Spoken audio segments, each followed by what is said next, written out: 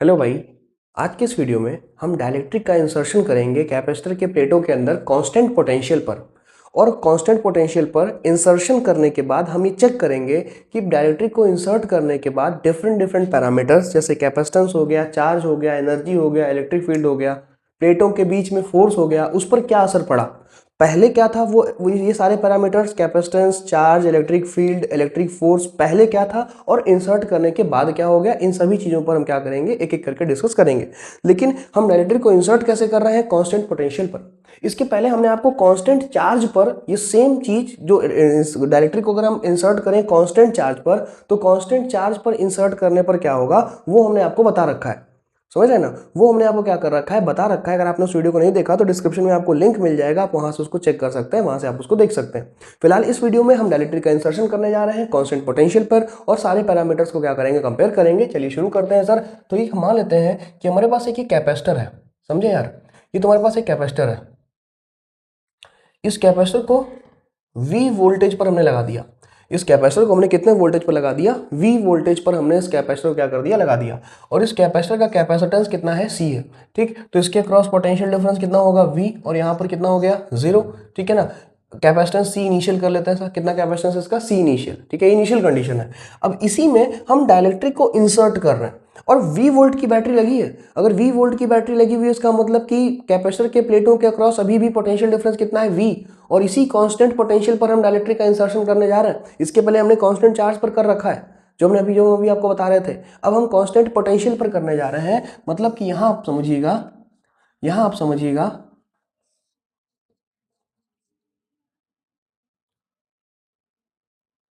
ये V है, ये हम कांस्टेंट पोटेंशियल पर, यहाँ देखो भाई, ये हम कांस्टेंट पोटेंशियल पर डाइलेक्ट्रिक का इंसर्शन करने जा रहे हैं। बिल्कुल फुल्ली, मतलब कि नो एयर गैप, कोई एयर गैप नहीं है, फुल्ली इंसर्ट हमने किया है। वो थोड़ा सा दिखाने के लिए जगह बना दिया। तो डाइलेक्ट्रिक इसका कांस्टेंट K है, उसको हमने यहाँ पर अंदर इंसर्ट कर दिया। और आप समझ पा रहे होंगे कि चूंकि अभी भी V वोल्ट की बैटरी है तो कैपेसिटर के अक्रॉस पोटेंशियल डिफरेंस क्या होगा? सेम होगा। तो यानी कांस्टेंट पोटेंशियल पर हम डाइलेक्ट्रिक का इंसर्शन कर चुके। अब ये हमारा इनिशियल कंडीशन है। अब बड़े ध्यान समझो, अब आएगा असली मजा। ये इनिशियल है यार, और ये तुम्हारा क्या है? फाइनल है। अब इनिशियल हो गया, फाइनल हो गया। अब हम क्या करने वाले हैं, सभी पैरामीटर्स को आपके साथ मिलकर हम कंपेयर करेंगे। तो यानी सर यहाँ पर वोल्टेज या पोटेंशियल डिफरेंस क्या है? कांस्टेंट है। तो सबसे पहला तो पैरामीटर हम चेक करेंगे, कैपेसिटेंस पर क्या असर पड़ा होगा। कैपेसिटेंस पर क्या असर पड़ा होगा? तो आप बोलेंगे कि सर देखिए, डाइलेक्ट्रिक इंसर्ट करने से पहले जब हवा भरा था तो कैपेसिटेंस कितना होगा? Epsilon not A by D होगा। कोई दिक्कत वाली बात नहीं है। कितना होगा? Epsilon not A by D होगा। ठीक सर, कोई दिक्कत नहीं। डी प्लेट का सेपरेशन है और A प्लेट का क्या है? एरिया है। Epsilon not permittivity of free space है। जब हम सर डाइलेक्ट्रिक को इंसर्ट कर चुके होंगे तो डाइलेक्ट्रिक को इंसर्ट करने के बाद जब यहाँ पर डाइलेक्ट्रिक कांस्टेंट के, मतलब के डाइलेक्ट्रिक कांस्टेंट का मटेरियल हमने इसमें इंसर्ट कर दिया, तब कैपेसिटेंस कितना हो जाता है डाइलेक्ट्रिक भरने पर? क्या के epsilon not A by D capacitance हो जाता है क्या? डाइलेक्ट्रिक भरने पर कैपेसिटेंस कितना हो जाता है? के epsilon not A by D. अगर आपको नहीं पता ये कैसे आया तो आपको डाइलेक्ट्रिक वाला वीडियो देखना पड़ेगा, जिसका डिस्क्रिप्शन में इसका लिंक आपको मिल जाएगा, आप वहां से चेक कर लीजिएगा, सब सही हो जाएगा। Epsilon not A by D को बाबू एक बार के लिए तुम छोट सी मान लो। अगर तुम C मान लोगे तो epsilon not A by D के प्लेस पर C पुट करोगे तो बताओ कितना हो गया? KC। इसका मतलब कि कांस्टेंट पोटेंशियल पर जब डाइलेक्ट्रिक को इंसर्ट करते हैं तो कैपेसिटेंस कितना टाइम बढ़ जाता है? K time. जो कैपेसिटेंस होगा वो कैपेसिटेंस कितना टाइम बढ़ जाएगा? K टाइम बढ़ जाएगा। पहला पैरामीटर क्लियर हुआ। दूसरा पैरामीटर समझो जरा, बात कर लेते हैं चार्ज पर कि चार्ज का क्या होगा, क्योंकि वोल्टेज अब की बार कांस्टेंट है, नॉट चार्ज। तो इनिशियल कंडीशन में कितना चार्ज होगा? कैपेसिटेंस C है, वोल्टेज V है, तो Q इक्वल्स टू कितना होगा? CV। फाइनल कंडीशन में कितना चार्ज होगा? तो फाइनल कंडीशन में जो चार्ज होगा Q इक्वल्स टू कितना होगा? C final into V। यार इसको ऐसे लिख दें क्या, इसको पहले लिख दें C इनिशियल इंटू V।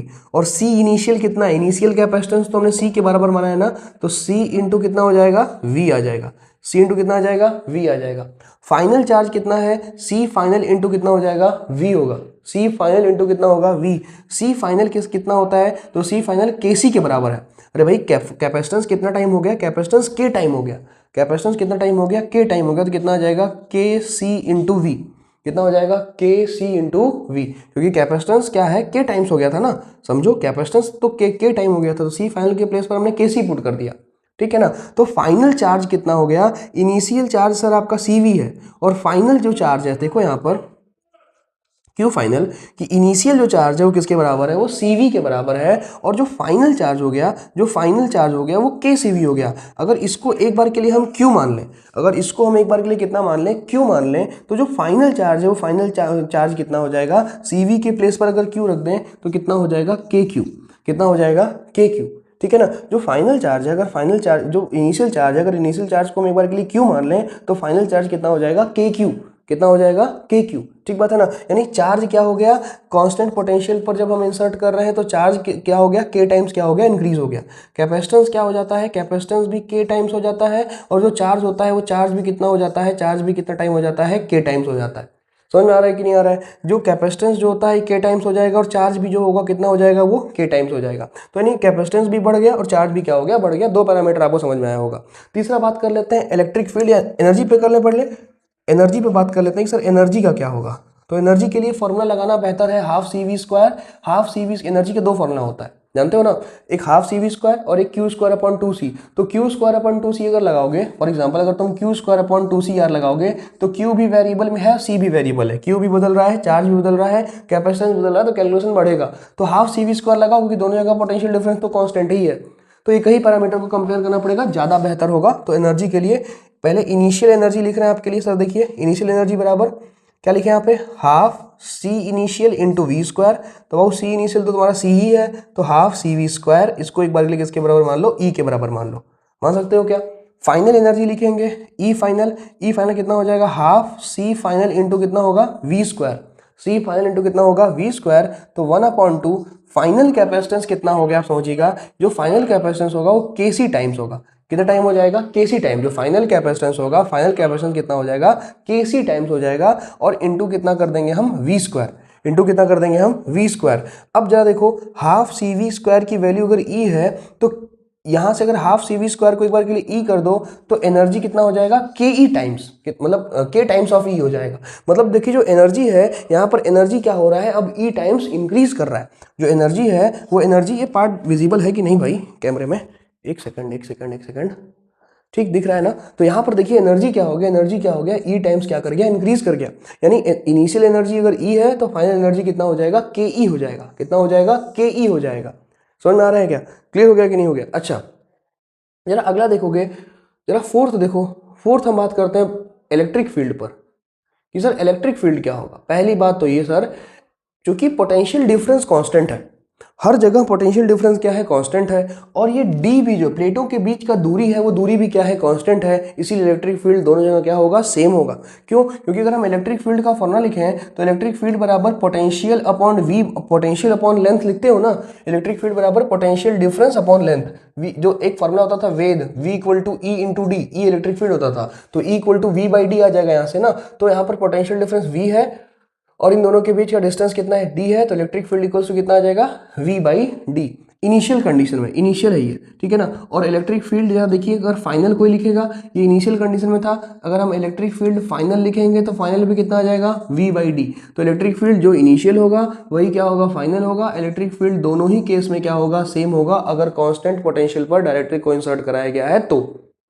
ठीक है, समझते इस बात को। पांचवा लास्ट जो है force, force between the plate, force between the plate या समझो कि प्लेटों के फोर्स बिटवीन द प्लेट, क्या फोर्स उतना ही होगा कि फोर्स बदल जाएगा। उसको समझने के लिए बड़े ध्यान से, बड़े गौर से व्हाइट बोर्ड पर देखिएगा जरा, तो हम आपको समझा देंगे।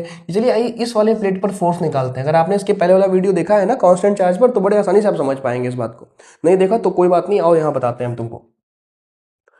सर फोर्स, इस वाले प्लेट पर फोर्स निकालना है तो फोर्स का फॉर्मूला क्या लगाओगे आप, QE।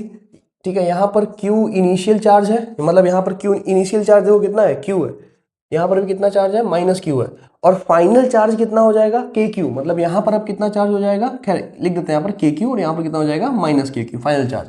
ठीक, तो F इक्वल्स टू QE। अगर हमको इस वाले प्लेट पर फोर्स निकालना है तो इस वाले प्लेट पर कितना चार्ज होगा, Q चार्ज। और इस वाले प्लेट पर इलेक्ट्रिक फील्ड ये कितना लगाएगा, कोई भी प्लेट कितना इलेक्ट्रिक फील्ड लगाता है, σ/2 एप्सिलॉन नॉट। Q को क्या ले सकते हो, और सिग्मा को क्या ले सकते हो, सिग्मा बराबर चार्ज पर यूनिट एरिया। तो रख दो भाई, Q charge per unit area 2 epsilon not A। तो यार बताओ फोर्स का फॉर्मूला कितना आ गया, Q into Q, Q² upon 2 epsilon naught into a. समझ में आया भाई? इस पर फोर्स लिख रहे हो तो फोर्स बराबर चार्ज इंटू इलेक्ट्रिक फील्ड, इस पर चार्ज क्यू है और यहाँ पर इलेक्ट्रिक फील्ड कितना है, सिग्मा अपॉन 2 एप्सिलॉन नॉट, तो सिग्मा क्यू बाई ये है तो Q square upon 2 epsilon not a आएगा। यानी जो फोर्स आएगा, जो इनिशियल फोर्स आएगा, इनिशियल फोर्स कितना आएगा, क्यू स्क्वायर अपॉन कितना हो जाएगा, 2 एप्सिलॉन नॉट ए हो जाएगा। चलेगा? ठीक है, कोई दिक्कत परेशानी तो नहीं है? समझ में आया? ये इनिशियल फोर्स आ गया। अब जरा हम निकालने जा रहे हैं फाइनल फोर्स, असली मारामारी तो यहीं पे है। तो जरा देखो, इस वाले प्लेट पर पॉजिटिव चार्ज होगा, ठीक, कोई दिक्कत नहीं। इस वाले प्लेट पर क्या होगा, निगेटिव चार्ज होगा। यहाँ पर अंदर निगेटिव चार्ज इंड्यूस होगा, यहाँ पर पॉजिटिव चार्ज क्या होगा, इंड्यूस होगा। अब हम पॉजिटिव वाले प्लेट पर अगर फोर्स लिख रहे हैं, हम इस वाले प्लेट पर, देखो हम इस वाले प्लेट पर फाइनल में जाके फोर्स लिख रहे हैं इस वाले प्लेट पर, तो बताओ इस वाले प्लेट पर लिख रहे हैं तो हम फॉर्मूला क्या लिखेंगे, हम फॉर्मूला लिखेंगे Q into E, where Q is charge on the plate and E is what, E is electric field. E क्या है कि उस प्लेट पर कितना इलेक्ट्रिक फील्ड लग रहा है, कौन कौन इलेक्ट्रिक फील्ड लगा रहा है, उसके बारे में हमको लिखना पड़ेगा। तो हम तो कह रहे हैं कि सर देखिए, इस वाले प्लेट पर, इस पॉजिटिव वाले प्लेट पर इलेक्ट्रिक फील्ड कौन कौन लगाएगा, एक निगेटिव प्लेट लगाएगा, एक निगेटिव इंड्यूस लगाएगा और एक और लगाएगा पॉजिटिव इंड्यूस लगाएगा, यही 3 लोग लगाएंगे। अच्छा, तो जरा यहाँ पर नीचे देखो भाई, मैं नीचे लिखता हूँ इसको, फाइनल फोर्स Q इंटू ई, Q की जगह पर कितना चार्ज है, यहाँ कहाँ चला गया, कहाँ चला गया, ये KQ चार्ज है। कितना चार्ज है, KQ, क्योंकि अब फाइनली चार्ज कितना हो गया, KQ हो गया। इलेक्ट्रिक फील्ड किसकी वजह से मिलेगा, electric field minus negative plate से मिलेगा, electric field due to minus induce मिलेगा और electric field due to plus induce मिलेगा। एग्री करते हैं? इस निगेटिव वाले प्लेट से, इस निगेटिव इंड्यूस वाले प्लेट से और इस पॉजिटिव इंड्यूस वाले प्लेट से क्या मिलेगा, इलेक्ट्रिक फील्ड मिलेगा। चलेगा, कोई दिक्कत नहीं है। निगेटिव वाले से, निगेटिव इंड्यूस्ड वाले से और पॉजिटिव इंड्यूस्ड वाले से इलेक्ट्रिक फील्ड हमको मिलेगा। ठीक, आगे बढ़े जरा। निगेटिव वाले से कितना इलेक्ट्रिक फील्ड मिलेगा, जरा देखो, के क्यू, निगेटिव प्लेट से, किसी भी निगेटिव प्लेट से कितना मिलता है, तो निगेटिव प्लेट से सर हमको मिलेगा sigma not upon 2 epsilon not. Sigma not क्यों लिखा, क्योंकि चार्ज डेंसिटी, चार्ज बदल गया है, पहले चार्ज यहाँ पर Q था, अब चार्ज कितना हो गया है, KQ, क्योंकि चार्ज जब यहाँ पर चेंज हो गया, जब यहाँ पर चार्ज चेंज हो गया तो चार्ज चेंज होने की वजह से चार्ज डेंसिटी भी क्या हो गया होगा, चेंज हो गया होगा, तो सिग्मा नॉट कर लिया। अगला बात, जितना इलेक्ट्रिक फील्ड माइनस इंड्यूस से मिलेगा उतना ही प्लस इंड्यूस से मिलेगा और अपोजिट डायरेक्शन में होगा। अब इस चीज को समझ लें तो बस जरा इस पॉजिटिव चार्ज, इस पॉजिटिव प्लेट को देखें जरा, पॉजिटिव प्लेट पर बताइए निगेटिव इंड्यूस्ड, हम निगेटिव चार्ज के बारे में बात नहीं कर रहे हैं, हम इस प्लेट के बारे में बात नहीं कर रहे हैं, हम निगेटिव इंड्यूस्ड। तो निगेटिव इंड्यूस्ड से इलेक्ट्रिक फील्ड किधर होगा, निगेटिव चार्ज की तरफ, electric field due to negative induced. चलेगा। पॉजिटिव इंड्यूस से किधर होगा, पॉजिटिव चार्ज से दूर, electric field due to positive induced. तो निगेटिव इंड्यूस्ड से निगेटिव की तरफ, पॉजिटिव इंड्यूस्ड से दूर, दोनों इलेक्ट्रिक फील्ड एक दूसरे को क्या कर देगा, कैंसिल आउट कर देगा। इस मैग्नेटिक फील्ड का मैग्नीट्यूड कितना होगा, electric field due to induced charges के लिए sigma induced upon 2 epsilon naught. अब जितना प्लस इंड्यूस्ड है उतना ही माइनस इंड्यूस्ड है, तो चार्ज डेंसिटी दोनों के लिए सेम होगा और दोनों अपोजिट डायरेक्शन में है। भाई माइनस इंड्यूस्ड के लिए क्या लिखोगे, sigma minus sigma induced upon 2 epsilon naught, या sigma induced upon 2 epsilon naught. Minus के लिए sigma induced upon 2 epsilon naught इधर की तरफ, राइट की तरफ। पॉजिटिव के लिए sigma induced upon 2 epsilon naught left की तरफ। दोनों कट गया, इन दोनों से नेट इलेक्ट्रिक फील्ड कितना हो जाएगा, 0। समझे? के क्यू सिग्मा नॉट कितना हो जाएगा, तो सिग्मा नॉट क्या हो जाएगा, क्यू नॉट, अरे sigma equals to charge per unit area, तो Q naught upon 2 epsilon naught into a. What is Q naught, Q naught final charge है और फाइनल चार्ज कितना हो गया है, के क्यू। कितना हो गया, जो फाइनल चार्ज हो गया है, फाइनल चार्ज कितना हो गया, के क्यू। तो क्यू नॉट के प्लेस पर यहाँ पर क्या पुट कर दें आप, के क्यू। सॉल्व जब इसको आप करेंगे, ये दिखेगा कि नहीं दिखेगा, ये हम ऊपर लिखेगा ही, हाँ दिख जाएगा। देखो भाई, के क्यू, के स्क्वायर क्यू स्क्वायर, तो फाइनल फोर्स के square Q square upon 2 epsilon not a. अब देखो इनिशियल फोर्स यहां पर लिखा हुआ है, थोड़ा जगह कमी है, गोचापाची हुआ है, Q square upon 2 epsilon not a. Final force कितना है, के square into Q square upon 2 epsilon not a. तो देखो जरा सा, अगर हम एक बार के लिए इस फोर्स को एफ मान लें, for example Q square upon 2 epsilon not a को एफ मान लें, तो भैया ये कितना आ जाएगा, के स्क्वायर टाइम्स ऑफ एफ। कितना जाएगा, के स्क्वायर टाइम्स ऑफ एफ, यानी कि प्लेटों पर जो फोर्स है वो फोर्स इंक्रीज हो गया और फोर्स इंक्रीज होके कितना टाइम्स हो गया, के स्क्वायर टाइम्स हो गया। समझे आप? कांस्टेंट पोटेंशियल पर जब आपने इंसर्शन किया तो कैपेसिटेंस के टाइम बढ़ गया, चार्ज के टाइम बढ़ गया, एनर्जी के टाइम बढ़ गया, इलेक्ट्रिक फील्ड कांस्टेंट रहा और फोर्स कितना टाइम्स हो गया, तो फोर्स जो हो गया आपका के स्क्वायर टाइम्स इंक्रीज हो गया इंसर्ट करने के बाद। होपफुली आपको वीडियो समझ में आया होगा, ना आया तो एक बार फिर से वीडियो को पीछे करके देख लीजिएगा, जिस जगह से आपको प्रॉब्लम होगा आपको क्लियर हो जाएगा। अगर क्लियर हो जाए तो प्लीज़ इसको लाइक करिए, शेयर करिए, सब्सक्राइब करिए, कमेंट जरूर करिए। कमेंट करके हमको बताइए आपको कैसा लगा वीडियो। एक नए कॉन्सेप्ट के साथ नए वीडियो में फिर से आपसे मिलेंगे, तब तक के लिए बाय बाय।